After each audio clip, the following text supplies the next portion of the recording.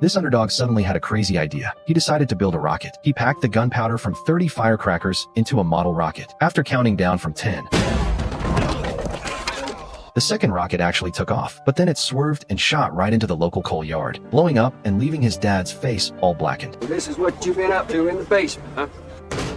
Even though his dad called his dream pure fantasy, who knows what the future holds? Homer lived in this tiny coal mining town out in the sticks. Everyone there made a living off the mines. His older brother was the school's football star, the town's best shot at getting into college. Dad had big dreams for him. As for Homer, he was terrible at sports, and his grades weren't any better. Dad just wanted him to follow the family business, graduate high school, and work down at the mine. Then one day, when Homer saw the first rocket in human history launch into the sky, and something inside him just clicked, he made up his mind to build a rocket. He told his family about it. Mom wasn't impressed.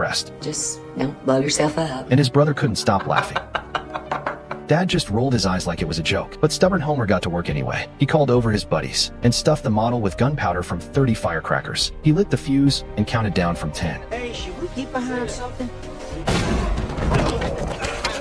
Mom thought the mine had exploded and ran outside freaking out. Didn't I tell you not to blow yourself up? That failure didn't kill Homer's spirit. He knew 3 underachievers with just wild ideas weren't going to build a rocket, so he started digging up every bit of rocket info he could find. But in a coal town like theirs, nobody cared about the sky. They only cared about what was underground. Information about rockets was extremely scarce. Homer had to explore this unknown field all by himself. Then he spotted the class genius who was kind of a loner. That gave Homer a new idea, ignoring the weird looks. He sat right down across from the genius and asked him straight up about rockets.